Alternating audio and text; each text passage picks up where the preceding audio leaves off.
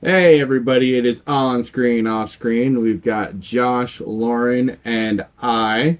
I am pumped for this episode. We're going to start with our sort of shared topic that I'm not involved in because these jerks didn't tell me about it. You've Fantastic also Four. already seen it. I've seen Fantastic Four. One No, of you guys talked about this before.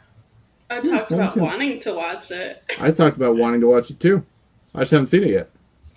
But you guys have, so let's start with Lauren, and you guys can talk back and forth. Okay, I'm gonna try to avoid spoilers since you haven't seen it and you want to. I will say TikTok painted a different movie to me. Okay. I was expecting a different movie. Somebody in the comments put it perfectly. They said it's like a futuristic Jetsons meets I can't remember what the other one is, but like it felt very Jetsony. Um, That sounds awesome. which I did like that aesthetic. Uh, there was just some things with like Pedro Pascal's character that I had issues with, and Susan that I had issues with. Um, and then they kept like referring to the world as a family, and I was like, okay, I get like the message that you're trying to do, but the way you're doing it is really cringy. Okay. um and uh yeah, I'm not mad I saw it, but I'm sad that I wanted to see it as much as I did for what I saw. If that makes That's sense. kind of disappointing. I know, and the If you baby guys creeped me out. want to talk more spoilers, it's totally fine. You're like, Like, I I no know longer want to most of what watch. happens in this movie. I got it spoiled for me. So, like, Oh, go into it. It's totally fine. I'll still watch it. I'll still experience it. It's a new enough movie. Let's not do spoilers for a little bit. Then we can give a spoiler warning to the end of the Okay. topic. That sounds yeah. good. That sounds good. So that's kind of the first thoughts that Lauren had. What about you, Josh? I did not have high expectations of this movie. I Okay. agree with Lauren entirely that this movie was not what TikTok painted it out to be. Okay. Um,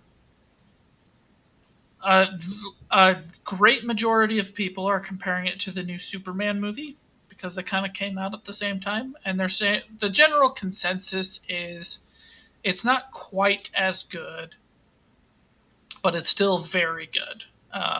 And it's not quite as good as the new Marvel movie.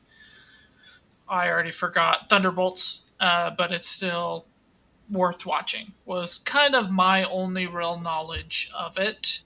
Uh, but I agree with Lauren entirely. I'm not upset that I watched it. I'm not really putting this on my rewatch list. Okay. That's fair. Um, we'll go into spoilers, but what were your guys' ratings before we do that?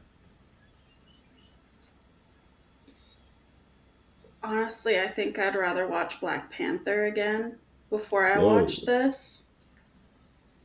So I would say 4.9. Wow. I'm gonna go 5.9, even though I would rather watch Black Panther because of plot and execution. But this one goes over the edge because my biggest takeaway from the movie is I miss the 1950s cars. Okay. They all had so much personality. Look at a single car in that movie, and you're like, oh man, look at the design of that thing. It is like they designed the car. And now we get the Prius and the Camry and the Accord. And They all unless look you're kind of the really same. into cars, you can't tell them apart. But like back then, those cars were designed and they're so cool. And so it's a full point just for pointing out how much cooler cars were back then. I love it. All right, spoiler time. Spoil it for me. We'll start with Josh on this one. Okay, the plot Oh, was stupid. wait. I am going to count down on the screen. If you guys don't want to be spoiled, I will do this again when we are done. We'll just be at the next topic. Go. The plot was stupid. Just insane. They again, just like Superman, decided to be bold and go without an origin story. I Okay. didn't necessarily hate it, but I do think that the Fantastic Four deserve it, especially since you're already going back in time. You're already saying it's the 50s. Why not give the Fantastic Four an origin? I don't know why you would do that, especially since the origin that they alluded to is different than the origin we get in the other Fantastic Four movies. So you're not even building off of what was established, so I think that's a weakness. The villain, Galactus, is a bold first villain. Most superhero movies need a kind of throwaway, easier villain for your first villain, plain and simple. In Amazing Spider-Man, we get the Lizard, right?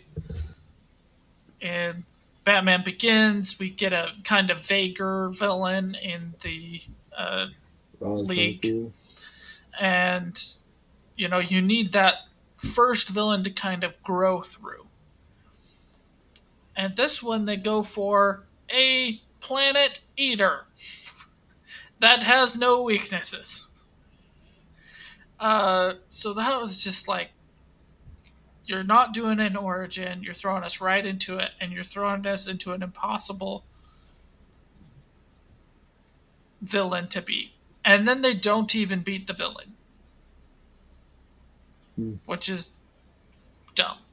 Uh, there's some like absolutely insane things that they do in uh, Mr. Fantastic and Invisible Girl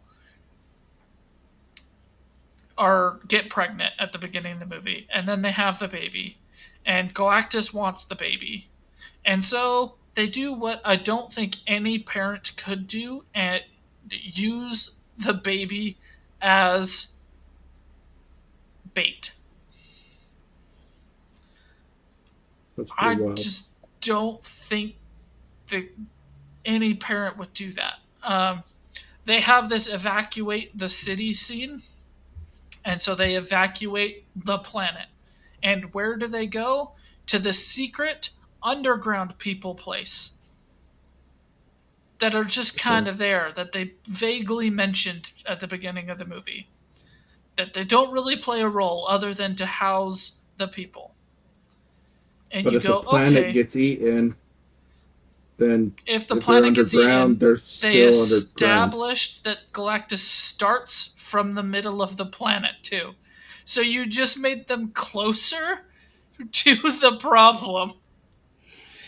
I That's would pretty think dumb. you have the technology to fly through space. Maybe start building some rockets and like Get out escape of here. stuff. They built teleportation technology. Maybe you can find a habitable planet. No, they're like, go live with the cool underground people I think who only like Miss Invisible Girl. They yeah, don't like any other surface dweller, just her that they established. I think the part that you missed was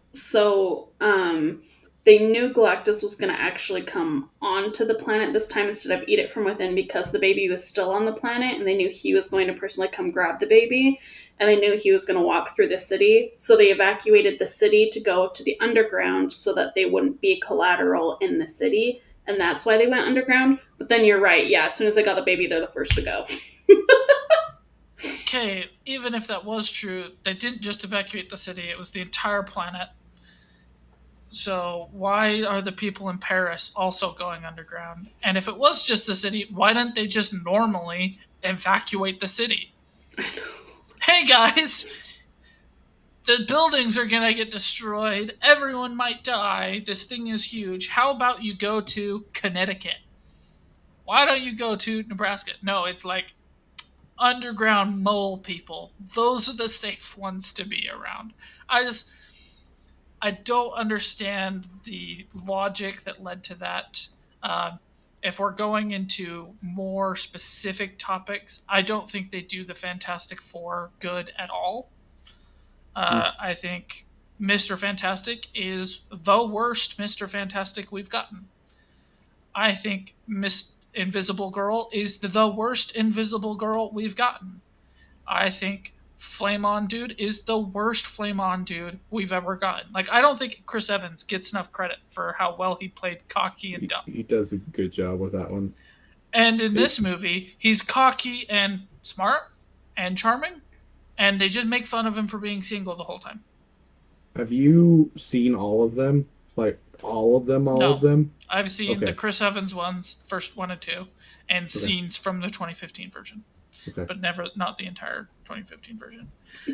It's just, I don't get the praise that this movie is getting. I would agree. Like, there are so many times that there's something happening, and I was like, this person could use their powers here, this person could use their powers here, and they weren't. Like Mr. Fantastic hardly ever uses his ability unless he's like teaching in a class and stretches his arm across the board or whatever. The movie And even opens up for him with him to have a chance to use his ability, and he just doesn't. yeah, so yeah, when he's searching for the thing, I was like, yeah, Yeah. he'd be stretching his arms everywhere looking for something, and but no, he's walking around like somebody without powers, But like, and then oh, keep going. Sorry, I was uh, gonna respond to one of Josh's things earlier, but go ahead. yeah, there's just like so many other things that I'm like, and then Invisible Force Field Girl, she could have been using her powers all the freaking time, like to hide her freaking baby.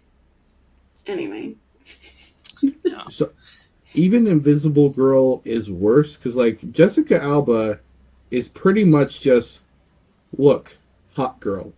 That is basically her character in the first movie completely, Yep. and this one is worse. Yep. I That feel like that surprises me. That one surprises me. The Thing they did better. They did do a better job with The Thing. Specifically, they gave him a rock beard that looks really sick. Okay. I like legitimately. I was like, I wasn't sure when they were alluding to him having a rock beard, but I'm fully on board with his rock beard. It is a great beard. Okay. But yeah, my biggest issue is actually with the Flame Dude. I don't even remember what his superhero name is, but it's Johnny Storm's his name. Johnny but Storm. Yeah. Yes, thank The you. Human Torch. Johnny Storm. The Human Torch. Yep.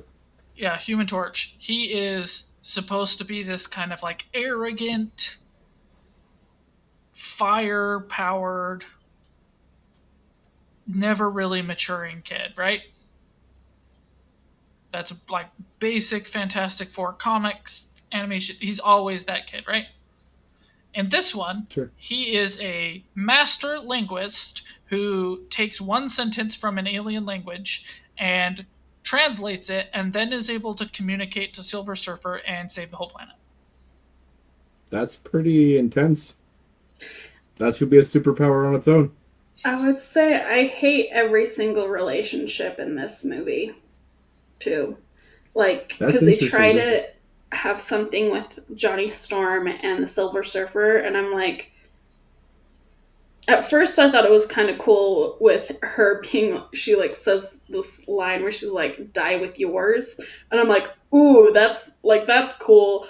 And then like later she's like, oh, never mind. I remembered like I'm killing all of these planets. So I guess I'll save yours too. And I'm like, it's so dumb. But, and then I didn't like, Mr. Tortured Pedro Pascal and I didn't like Mr. Fantastic and the Susan's relationship at all. Well, because they just criticize each other. Yeah. One of them makes a decision and the other person just criticizes them for it. Mm-hmm. That's the biggest thing I've heard positive about this movie from like everyone is that their Really? relationship is good.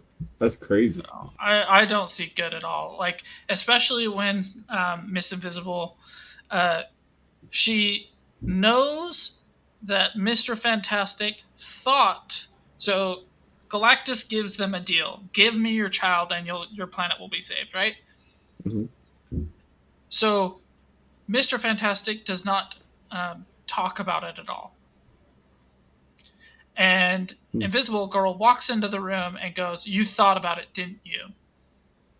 And he was like, "Well, yeah, but I didn't say anything and I don't think we should do it." And then she goes, "How dare you think of it?"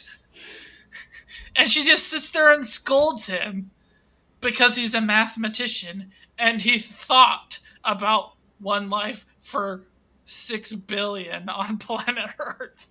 Well, Like, he had the thought, he didn't express it. He didn't say, "Hey, we should talk about this as an option." He didn't say, "Let's talk it through." He literally was just in the room doing math, trying to figure out how to teleport the planet from one place to a place that Galactus wouldn't find it. And she walks in and just starts criticizing him.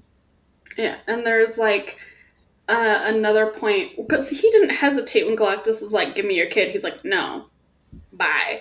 And so then like later they have this argument, and then later she's like, "We have to use the baby as a distraction," and he's like, "No, we'll find another way." And she's like, "No, this is the only way." And he's like, "Susan," she's like, "No," and runs away. And I'm like, what?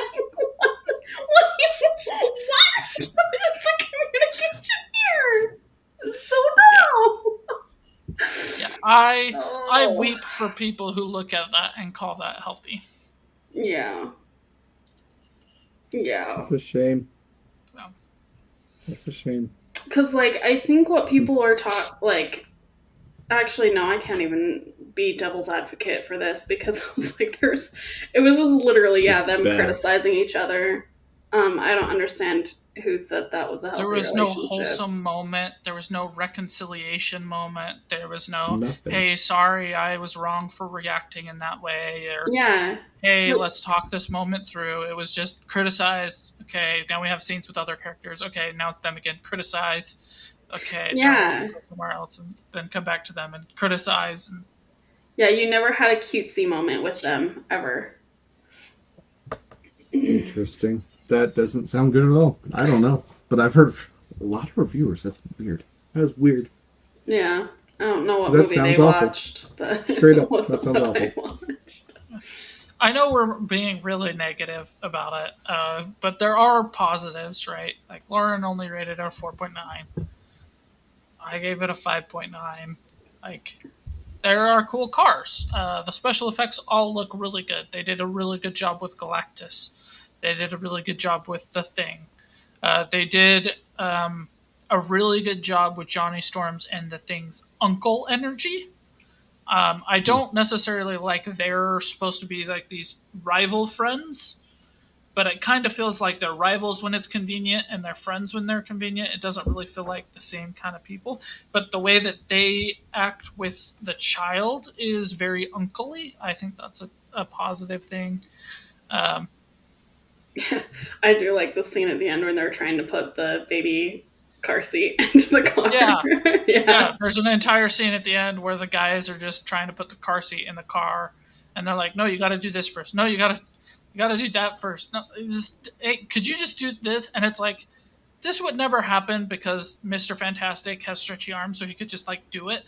But it was a very like, if you have nieces and nephews and you saw your brother or sister in the first month, you can relate to that moment pretty freaking well. They did that scene really well. Cool. So I don't know. It's not the worst thing you could watch. No. Yeah, I agree. All right. My desire to watch it is definitely lower, for sure, without a doubt. I want to say I will watch it, but I kind of feel like I might be one of those movies where I'm like, but I have this to watch. So I don't know. Maybe it'll happen. Maybe it won't. I don't know. Anyway, we'll move on to our next one. 5, 4, 3, 2, 1, go. And with that, I'm just going to kind of do both of mine because they're weirdly sort of connected in my head. Friday Night Lights and Bourne Identity. So, shaky cam. I hate it. Friday Except Night in Lights. the movies that he doesn't hate it. No, there's a little bit of truth to that. but I'm trying to be more consistent with my hate. So it's good that I watched Friday Night Lights first, because Friday Night Lights is freaking horrendous with the shaky cam. It is awful. Bourne Identity is not even close to as bad, and I will fully admit that. Friday Night Lights is a show that it's good. It's a good show. And the shaky cam is so bad that I almost couldn't watch it. It gets better about halfway through the season, but the first half of the season, you get that shaky cam, and it is like, you don't have to be literally there like this close to people's faces when they're talking, and it's uncomfortable. It's uncomfortable for you right now because nobody should be this close to a camera. It's not comfortable. And they're like, somebody talks, they have to be like, I'm going to zoom in as close as I can. I'm going to see if I can look at your nose. Like, can I look up your nose? Yeah. No, it's awful. Like, it is awful. But the show is pretty good. I've tried watching this Conlon. Yeah. I'm just going to interject. He is grossly exaggerating the situation, though I agree with him on his point. They're never zooming in on someone's nose. The reason for this effect is they originally wanted it to be like The Office, where they're sitting down and interviewing the characters and doing stuff. And about halfway through the season, they were like, we're not even doing it. We're not interviewing the characters. They did it in the pilot, and that was it. Moving on. We're just not going to do it anymore. So they stopped. It's good that they stopped. They still kind of... It's still got shaky cam and stuff the second half of the season, but it's not nearly as bad. Like, the first half is awful. I tried to rewatch this show multiple different times because Josh told me it's so good. It's the kind of show that I really should enjoy.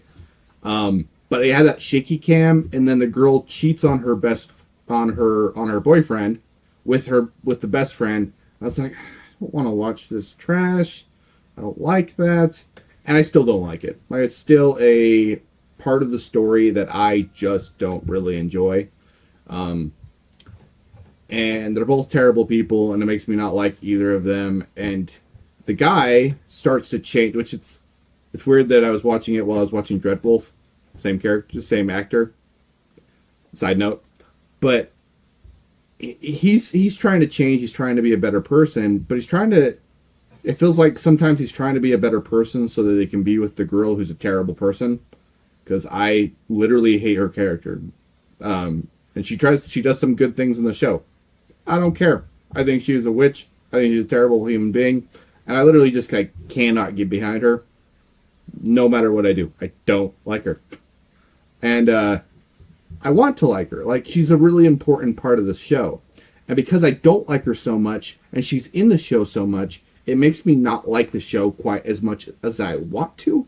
Because there's so much good. The football is genuinely awesome in this show. Like, really, really cool. The part where they make their own field and they have their game and they're sliding all over the field is excellent. Like, it's such a good game. But then you go back to this one main girl that sucks. Like, she just sucks. And then you have the shaky cam. And I'm like, there's so much good. I like the main quarterback, like the quarterback who has to fill in a position that he's not ready for in a town that has so much anticipation and pressure on him. Where if he succeeds, he's the hero, and if he fails, he gets smashed, and he has to learn how to rise above it. He has to learn how to deal with fame. Like, it's really, really compelling, good stuff. One of my favorite parts of the entire thing is when the coach is like, son, you need to get your head in the game. Whatever girl you're thinking of, get her in a backseat of a car right now, take her on a date, and then the next episode he realizes that it's his daughter. Absolutely hilarious. Like, fantastic. He whispers to the wife, he's like, I think I just told that kid to get her daughter in the backseat of a car. Very funny. There's a lot of good, funny parts in it. There's a lot of good emotion. There's a lot of good character development. With a couple things that really, really drag it down. There are parts of this show that are legitimately like a 9.9 because I don't give 10s, and that one time was an accidental fluke and I called brain damage. but there are parts of the show Can't that I blame what you've had since birth. don't like. Find a different excuse. It was really acting up that day. Really acted up. And then there are parts of the show that I don't like that much and are like a 3. It's very uneven. And then you have the shaky cam. So I'm going to give it like a 6.5, even though I think it deserves more like a 7.58, just because I hate the shaky cam as much as I hate the shaky cam. Now, do you like does it get better to you? Like, is the second season better than the first one? It gets better until I'm gonna say it's season 3. Okay. So the first 3 seasons follow Matt Saracen, Riggins, and the disabled guy. I can't remember his character's name. It's pretty much their show. And then they do some political stuff, and the coach goes to a different school, and Michael B. Jordan comes in, and it's just not as good after that. Okay. So, like, I think its peak is probably season 2, season 3. But it's not like tons better than season 1. The shaky cam gets better. They get a little bit more fluid with how they're doing it. But also, like, as you see in season 1, this show had a lot of network involvement. So, like, it goes in, like, this wild direction. I think it's in season 1 where the girl has the attacker, and then the nerdy kid kills him. And then they, like, cover it up. They haven't had a... Okay, season 2 then. So, yeah, so There was the attacker part. the attacker part happens. So I guess it's in season 2 that the fallout. He shows back up. He has a crush on Tara, so he goes and he rage kills this guy who's walking away. And then they go and cover it up. And the showmakers, the writers, nobody wanted to do it. But the network was like, your show isn't good unless you do this Pretty Little Liars, Vampire Diaries kind of drama. So you need to add more of it. So they were kind of like reluctantly like, fine. And they do it. And then everybody who's a fan of the show was like, that was stupid. Why did you even do it? That's the worst part of the show.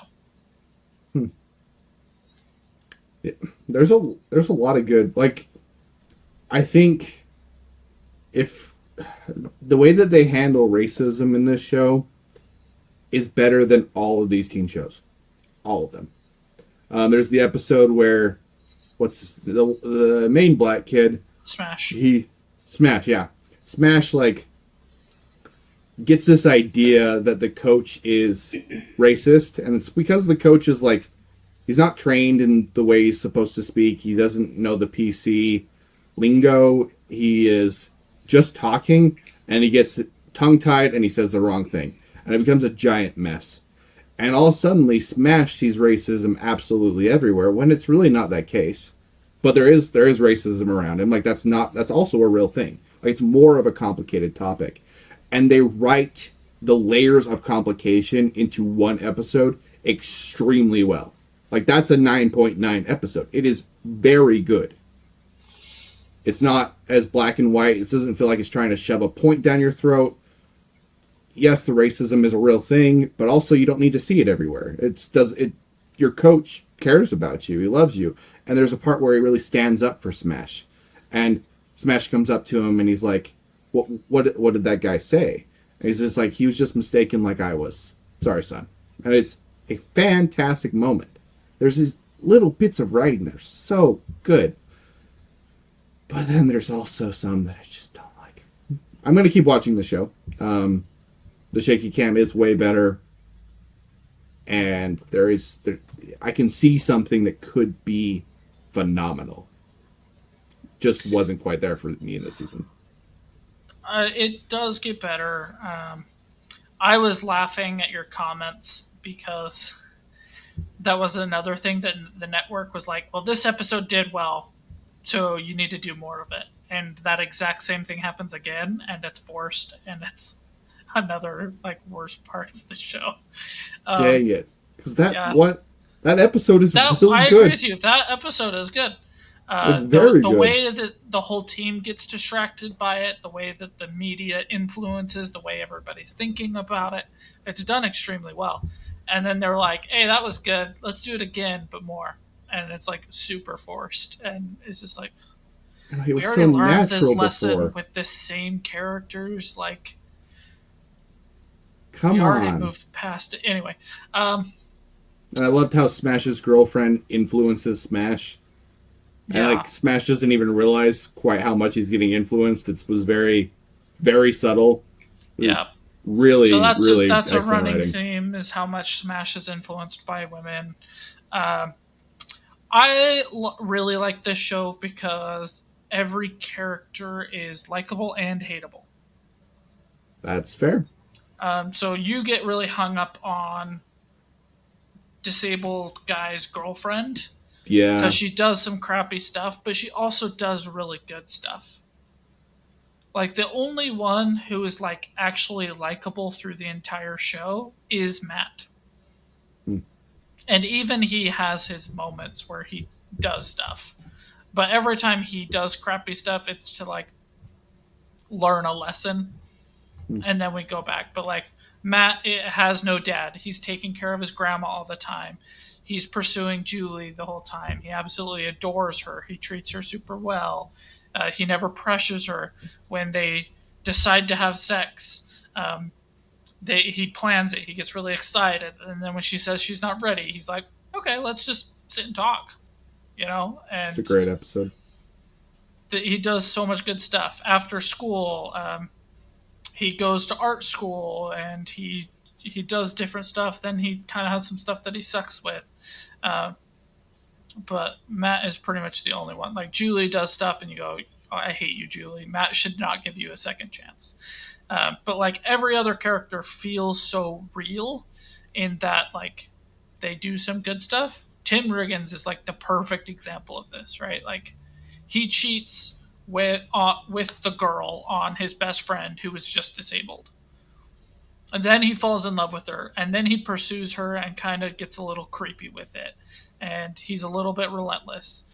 And he does the cheesiest, most Utah women will relate to it so well. It because Tim Riggins says, "I just feel closer to Jesus when I'm with you," and like Lauren just laughed because she has heard it in Utah. Like uh, all of these things, but later on, it doesn't happen yet. But I won't give it away. But he makes a major sacrifice for his family, like major sacrifice for his family, um, and it kind of redeems him a little bit. And like he's kind of like this player. He doesn't take anything serious. He sleeps with all the girls. He always gets drunk or whatever.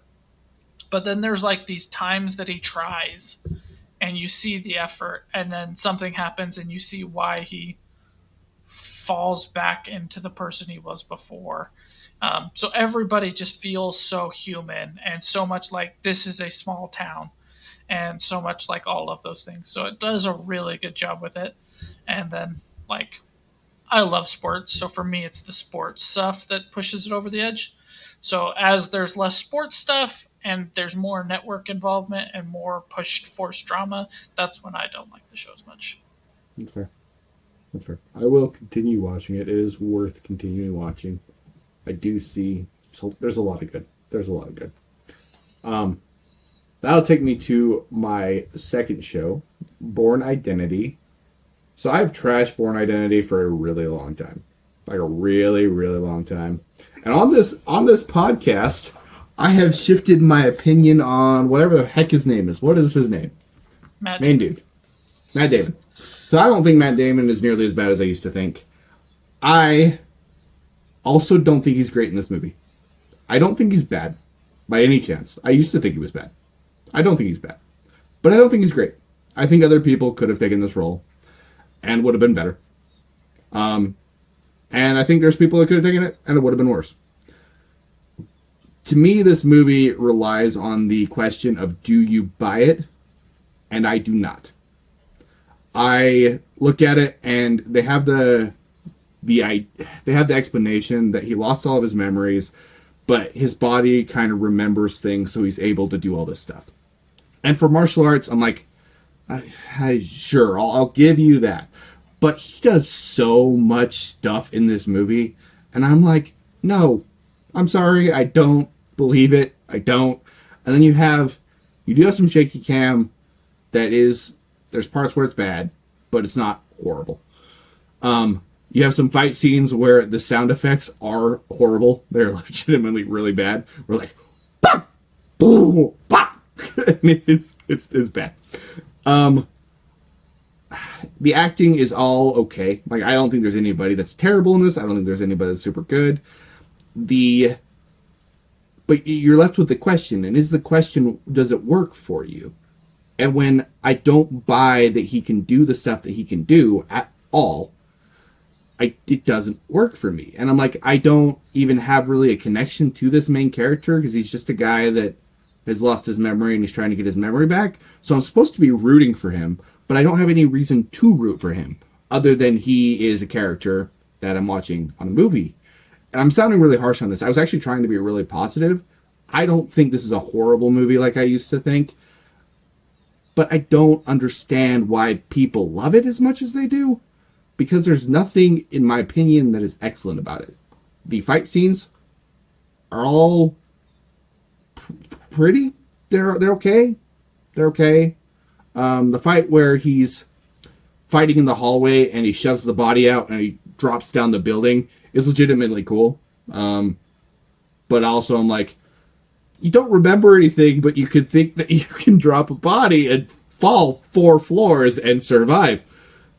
Okay, I guess. His relationship with the main girl is fine. It's not that compelling. They're getting all of these agents to chase after him, and there's no like red flags getting flown anywhere, which is it's an action movie, so I can kind of like forgive some of this stuff. But there's a lot of stuff in this movie that you just have to forgive for it to work. Like a lot of stuff. The bird thing is kind of cool where he makes the bird noise so the sniper can't hear him. But the sniper goes into a field. Like, he's supposed to be a really, really trained person. He goes into a field where he doesn't have any kind of advantage anymore when he has a gun that can shoot really, really far. That's just stupid. This guy is a trained sniper. That doesn't make any kind of sense. I sound super harsh on this movie. I think it's a decent action movie, but it just is not as good as people think it is. I just don't get it. I just don't. Just tell me why I'm wrong. I'll tell you where you're right. I think you're right about the sound effects of the action sequences.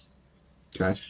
I think you're right about the shaky cam, though it was done on purpose, and it wasn't like solely this movie. It was very much an element of the time where they figured out that if you're shaking the camera a little bit, when you throw a punch, it's not as obvious that it's a fake punch.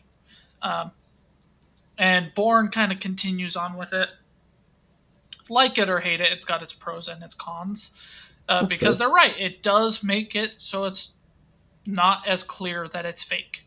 Like, we've all watched action movies where we're like, that was the fakest, most missed by a mile punch I have ever seen in my life. Like, we don't get that in this one because they are shaking the cam a little bit.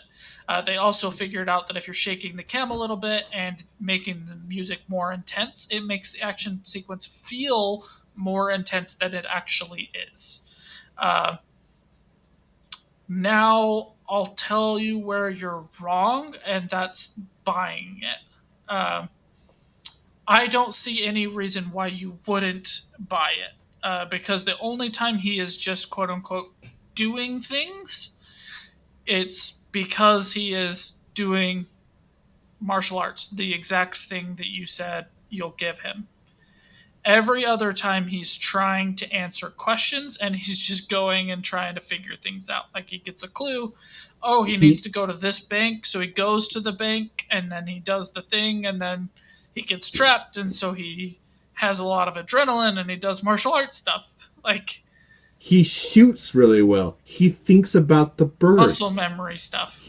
He climbs up buildings. He climbs down buildings. He talks to people and convinces Okay, them I to can go the climb way up that and he's down supposed that to go. building. He notices when other people are surrounding him and that he's in a troubled situation, like extremely well, like too Again, if well. you've built that It's habit, just, it's that's a so habit. much. Like, it's so much. It's not so much. Like, he has martial arts. I will give you, he notices stuff, but again, he's been living his life that way for like 15 years. So it's a habit. And like, Maybe. if you're used to being attentive all the time, if you're not attentive, you feel lazy and you'll just revert to being attentive.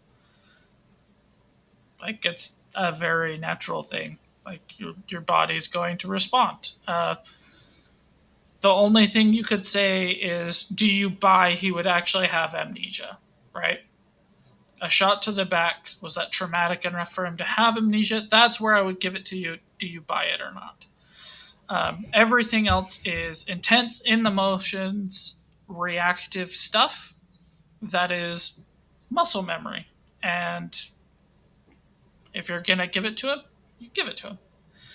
Um, this isn't my favorite in the trilogy. It is most people's. Um, Yeah, that's what I've seen. Which one's your yeah, favorite? the second one. Second one? Okay. I Yeah, might. I'll try the second one. I'll yeah. try it. I agree that that guy's an idiot for going into the field. However, he was backed into the field. It's not like he just chose to go there, and it's not like he had nothing, right? He decided to go into cover. He had the tall wheat. He crouched down. He went to a close range weapon. He knew that Matt Damon's character had a shotgun, right? So he was making the best of the situation he was in. Still a little stupid, I grant you, but it's not like he was like, I'm just gonna walk into this field and wave my arms around and be Wasn't like, that bad? That's fair. I'm over here, you know. Um, he knew it was going to get close range. He got into cover. He hid. It's not like Matt Damon knew exactly where he was. There was this cat and mouse game that they had to play. It was back and forth. It was very reactive, and it's very well established in this universe that Matt Damon's character is particularly good. So while this guy had similar training to Jason Bourne, everybody knows he's not Jason Bourne. You know, there is only one Jason Bourne, and for whatever reason, he was particularly good. So I still think this is one of the best action flicks. I think you're hung up because previous expectations are just hard to get rid of. You know, That's it's hard possible. to turn around. And you're also looking at it in eyes of 2025. So even if you said, I'm watching this as a brand new movie and you were totally able to do that, you're still like, oh, those I action sequences are bad, but you're not really comparing it to action sequences that were coming out in 2004. When Right? did Taken So, come out? Because that was what I was actually thinking about. Taken was 2008, so you did have some extra time there. yeah. But I was like, Taken feels like it was filmed by a similar camera crew that's got rid of the shaky cam, and then the actions is just so much better. Okay, that's totally fine. You can like Taken better. I can't speak to it. I haven't seen Taken. There is a lot more personal touch to Taken. That's true. Right? He's hunting down his daughter. It's a father-daughter thing, right? Like that's a lot more. That this is a lot more just general action movie. Guy versus government. Guy betrayed by his own people, trying to figure out who he is. Amnesia.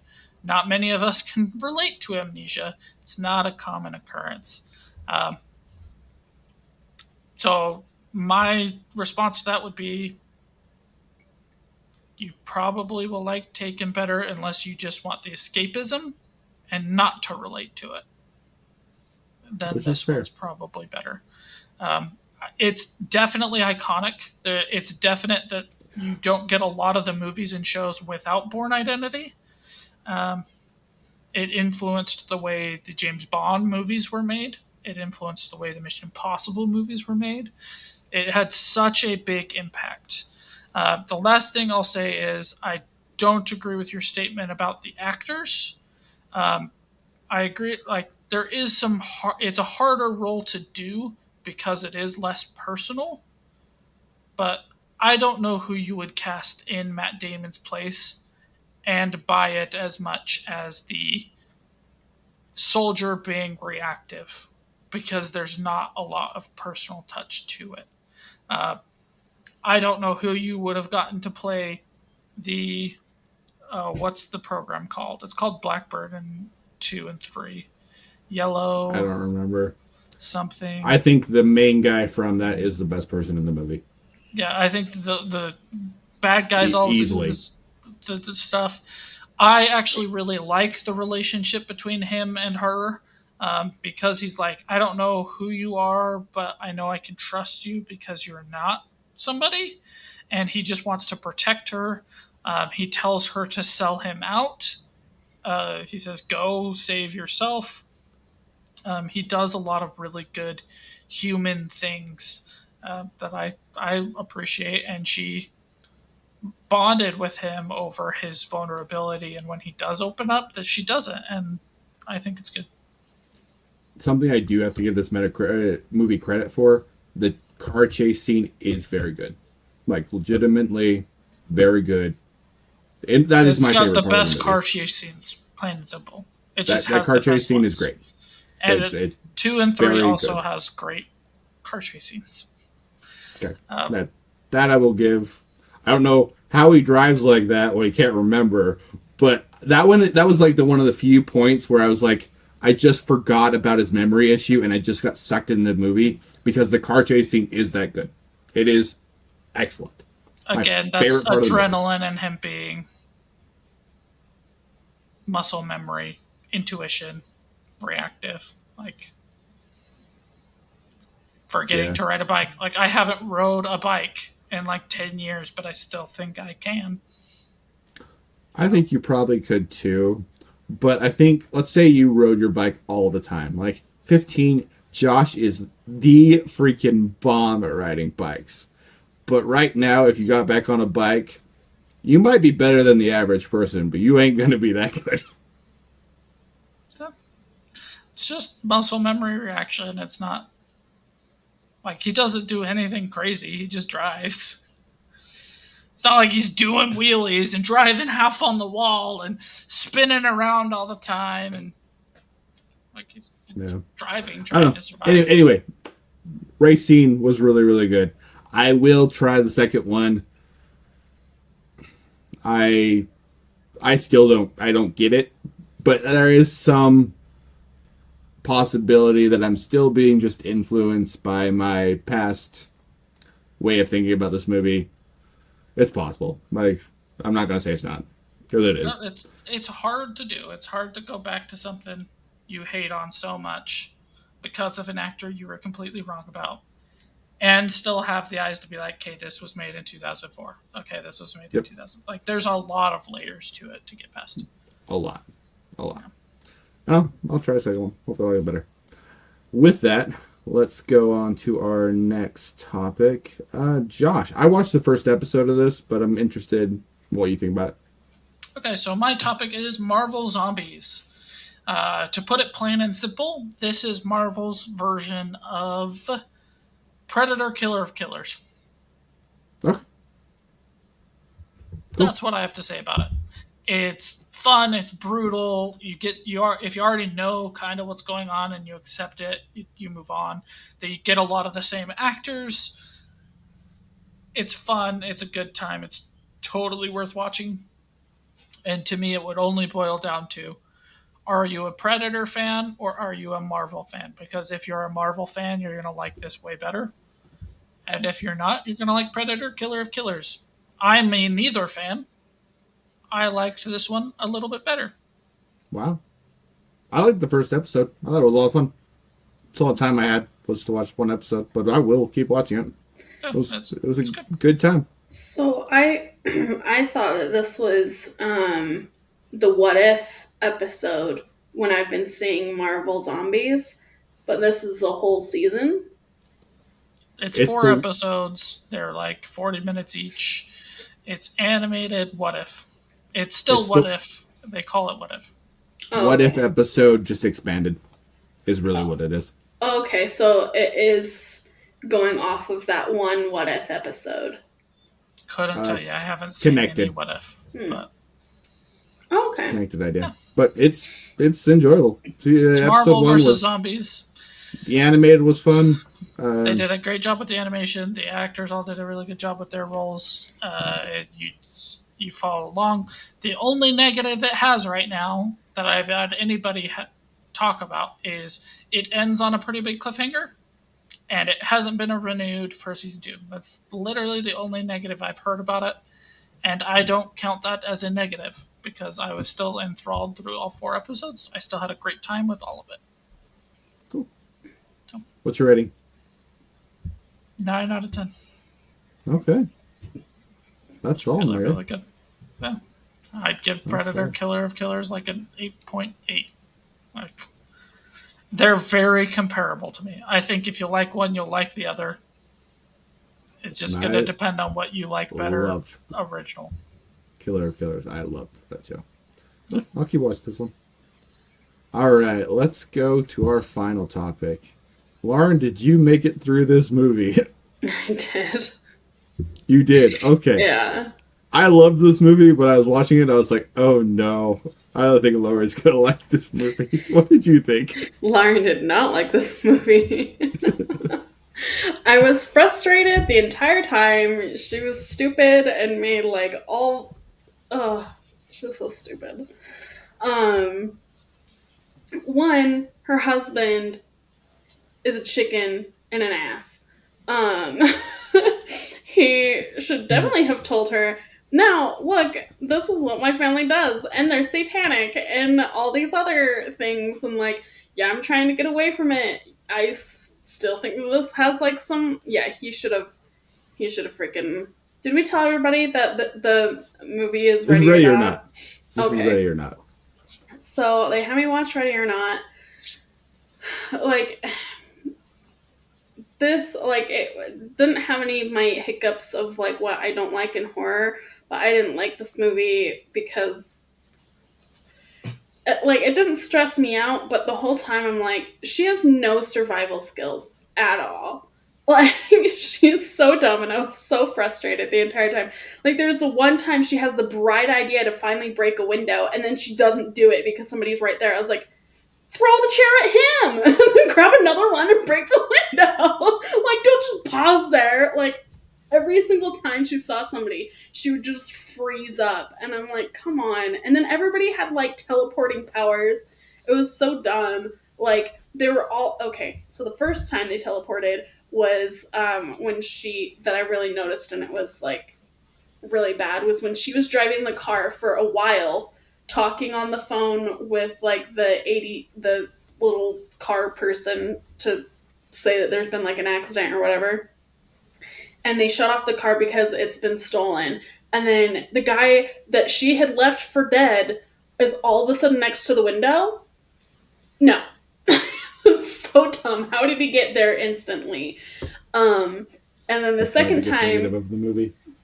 yeah, and then the second time is when she crashes the car with Stevens or whoever in there, and everybody was on the phone right on the dash. Like, everybody was on the phone with him, and then they crash, and the one brother Daniel is there, and he's like, oh no, I gotta like turn you in, and so he goes to like knock her out, and then the dad's all of a sudden right there. I was like, how did you get there?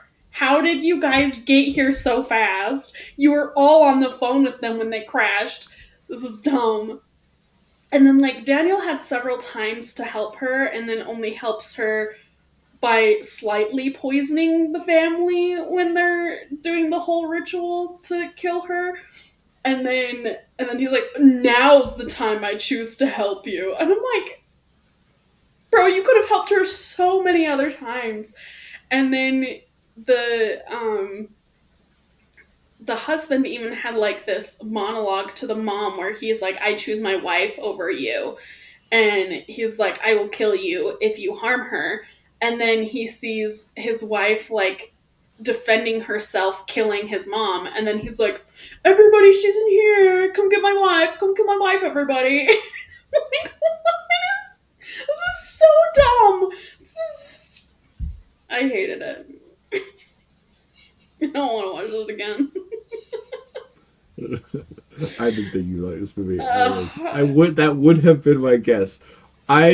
Before you even started talking, I was like, Lauren's gonna have this at like a 2. What is your actual rating? I'm probably a 1. Well, okay. Really hated this movie. Don't want to watch it ever again. It frustrated the crap out of me. All right. What about you, Josh? What do you think I'm gonna rate it? I think that you will have had a decent time with it, even though it's stupid, but you won't rate it super high. I would give it like a 6. This is what I think you're gonna rate it. What, Lauren? I'm just... No, can't wait. What? Can't wait to hear your rating. I have some big problems with this movie. Okay. To start, though, I'm going to argue against Lauren. No. I don't see any teleportation in this movie at all. How did he get there so fast? She drove like a quarter of a mile before it shut down. Like, it's not like she was driving and is halfway across the state. She got in the car, started driving. He reported it stolen. It got shut down. Like, yeah, but then he appears at the window right after the car shuts down. After she's been on the phone talking to the guy for a while. And I she's think sitting there like, fast, call 911. Call 911. Like, yeah, he's hurt. He probably couldn't have been there so fast. It wasn't egregious to me. It was like, I didn't see any teleporting in this movie at all. I was like, yep, they're there now. Then they crash, right? And she's knocked unconscious, and it takes them till she wakes up to get there. Again, it's not like they're super far away. They're slightly outside of the gates where they crashed the car when they were heading back to the house. So it's, again, not super far. It's not like it was instant. They all went out to go look for the crash car. Daniel found it first. So, yeah. I didn't see any teleporting problems there. I don't see her being inept as a bad thing in the movie either. I actually think that was a strength because she's just this girl. She's just this bride. She's not a martial artist or a marksman that this guy married. It was like this girl from this random so I didn't see that as a negative. I saw it as a strength. Him and how he went through the movie, the husband, I think it was perfectly articulated when he was talking with the mom.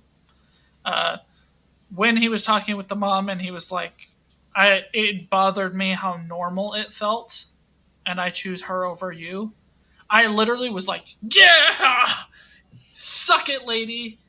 And then she turned to him and she was like, if you really thought that, you wouldn't have had her draw a card at all. And you're like, okay, there's some truth to that too. So it's not like he was lying to her. It's that he was trying to hide who he was. He really believed he chose her, but when push come to shove, that doubt crept in, and he did what he thought he had to do. Now we'll get to my actual criticisms of this movie. My first criticism is Daniel should have been played by Andrew Garfield. That would have been great. There was like 6 times in this movie where I was like, that's so similar to Andrew Garfield. Why are you not just Andrew Garfield?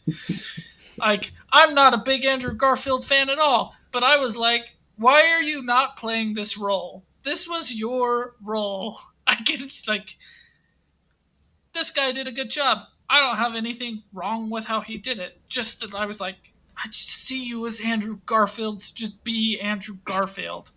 Adam Brody is good, though. He does good. Like I he said, does a good I'm job, not complaining. I'm not like, hey, you did a Josh bad acting job. So on. I'm just like, why are you not Andrew Garfield? He's It's if Andrew Garfield and Matt from Horrible Histories had a child. I literally just see Andrew Garfield most of the time. Like at the very beginning when I first saw him and he was brooding and you couldn't really see his full face, I was like, "Is that Andrew Garfield? Is Andrew Garfield in this movie?" And I literally looked it up. Um, and so ever since that point, anytime he was on screen, I was like, "Why are you not Andrew Garfield? You should be Andrew Garfield." Um, I hate the ending of this movie, specifically the everyone exploding. It's not the first movie we've talked about this with. I think it's just unsatisfying and stupid when it's just like, and they explode. Okay.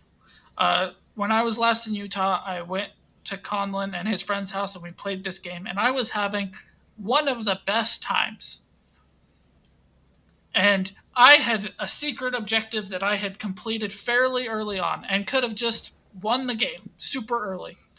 But I was like, no, I'm having fun. I'm going to help everybody else.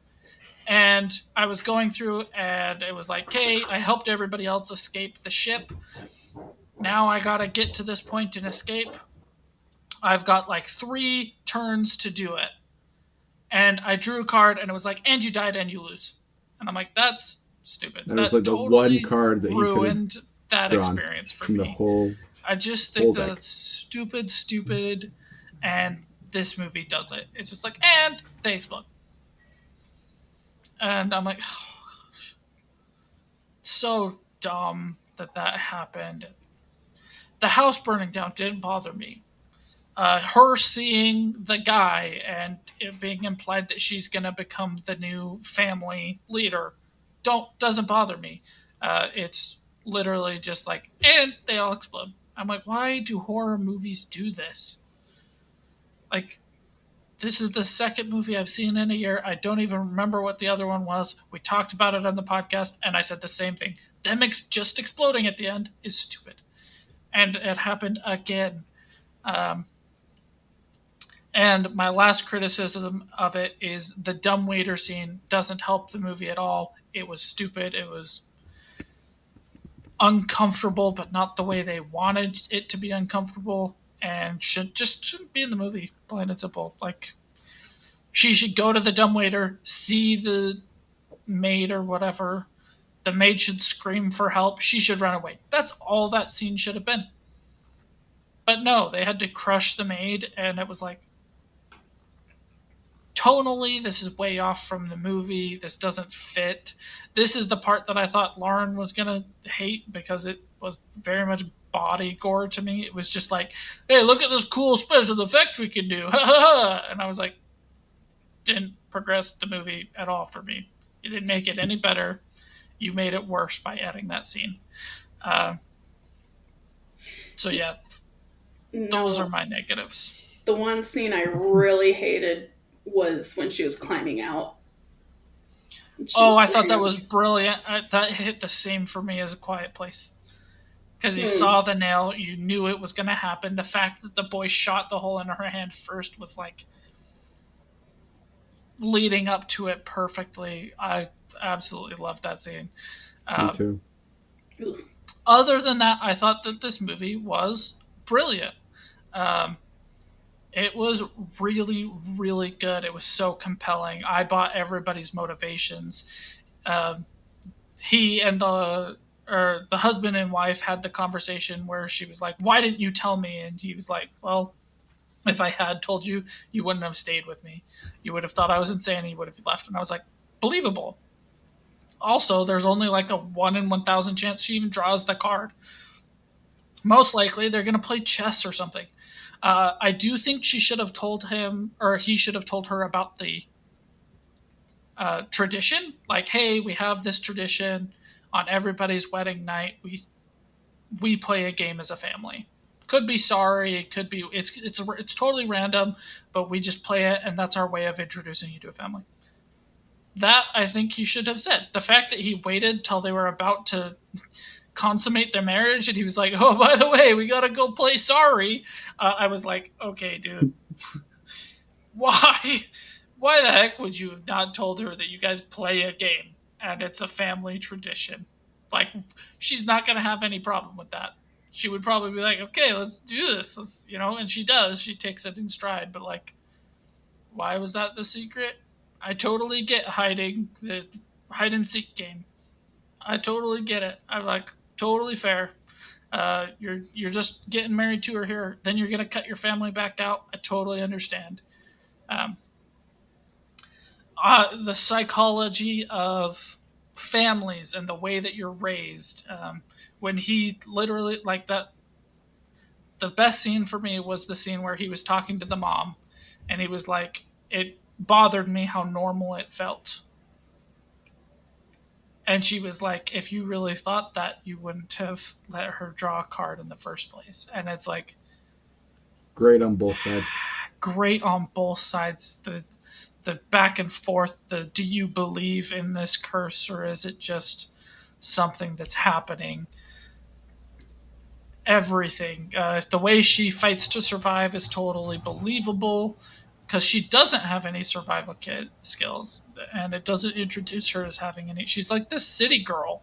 Him falling in love with her is like because she finds the light is like so heartwarming to me, and him having the very last moment to choose between possible death and possible life and the way he was raised, and he chose the way he was raised. And I thought that was such a brilliant way to talk about psychology and choosing between your parents and your chosen partner, um, and priorities. And I think most people make the mistake of choosing their families over their partner, and that happened here in this movie. Conlon always talks about how horror is about shining the light on these dark emotions. I disagree with that statement, but I do think that happens in horror. And this is one that it did do it. It was all about generational trauma. It was all about the psychology of having the scars transfer on, and even when you try and escape, how they can come back. The aunt talking to the bride and being like, we really want him to be part of the family again. I was like, what a great, believable way for this to happen. And I really thought that the majority of it was, in fact, brilliant. What's your rating, Josh?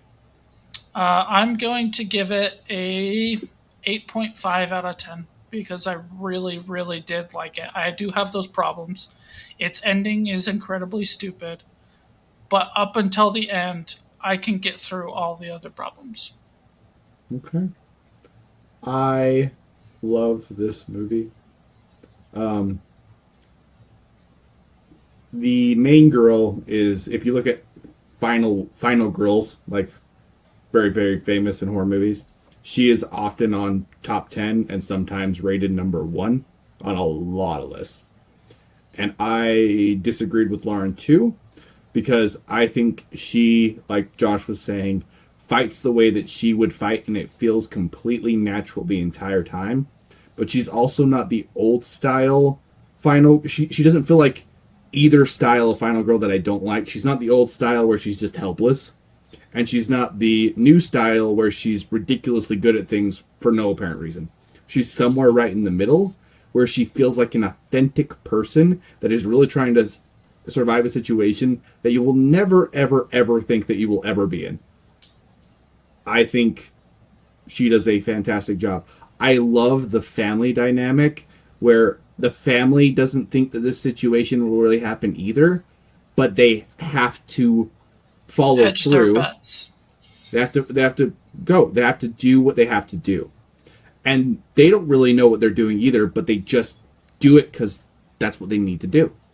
And I love the questioning of faith. Like, is this thing even real? Did we really make a deal with the devil? Did this actually happen? And the parents have to keep reinforcing it, like, this is real. You need to do this. We need to take her out. Like, that's the deal. This is real. And they just keep having to reinforce that idea. So you have doubt within the villains, along with her trying to survive this absolutely messed up situation. You have her husband that is like bouncing back and forth, And Josh talked about one of my favorite parts of the movie when he has to decide. I thought that was brilliant also. It was one of my favorite parts of the show. I love, Josh has talked about it, but I love when they take these dark aspects of humanity and they explore it really, really well. A lot of my favorite books will do this. A lot of my favorite movies will do this. And they do a really good job of exploring that idea. And I have friends that have done this, where they connect on both the wife and the husband side. They stay with their parents for too long and they don't let go. And they don't really connect and bind and say, you are my number one. No matter what, you're my wife, you're my number one. You're above my parents, you're above everybody else. We are getting through this together. We're moving through it together. And he has this moment where he gets to decide. And there's a lot of temptation for the other choice.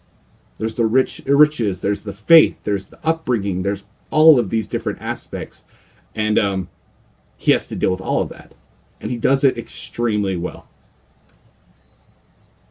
I have a little bit of a problem with that first teleporting thing that Lauren talked about too, because I think it's a little too fast. I said it out loud when I was watching the movie. It's not a game breaker, it's not horrible, but it is a little bit of a problem. I didn't have a problem with the dumbwaiter thing, but maybe that's because I'm a twisted person who likes horror movies. I don't really know. I didn't really have an issue with it. I like the dark comedy aspect of this movie a lot. I really enjoyed it. Dark comedy is extremely hard to pull off. There are very, very few of them that are actually good.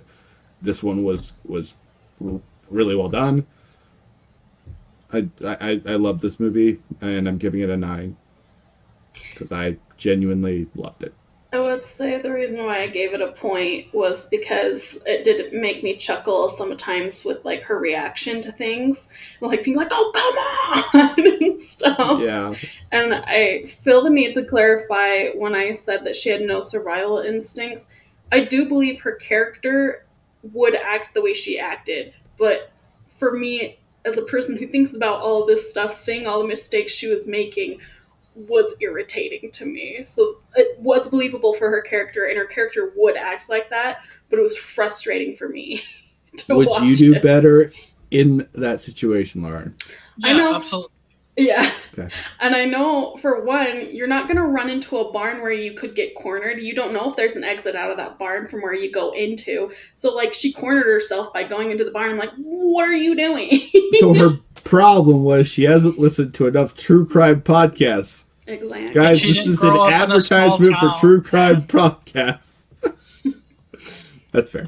She doesn't know how to shoot a gun. She didn't realize those were fake bullets. She didn't realize that it was a freaking flintlock. She didn't realize how any of that stuff, like, yeah, I would have been going for, like, the knives and stuff like that. And then, I mean, I probably would Or still picked up the scream. gun that the girl that got high dropped like 4 times. Yeah, yeah, And the main girl just doesn't pick up.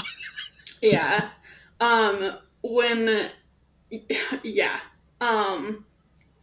There's so many things I would have changed, but I was glad that they had, like, I really did like that scene though, where after she had, like, ripped her dress, she had the bandolier on, she had the gun, and she's like, oh my gosh. She's like looking at herself in the mirror. I didn't like You're that not scene. even Fine, I'll give it a mentioning 2. The other thing I wanted to say, funniest joke in the entire movie. Which one was that? Oh, for me, it was when she was first in the dumbwaiter and she was talking to herself and she was like, "Hey, how was your wedding?" "Oh, it was great. I spent all night in the dumbwaiter."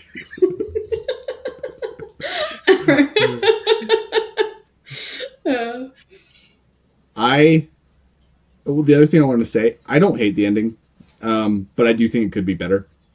Like they clue How in could that, it be worse? I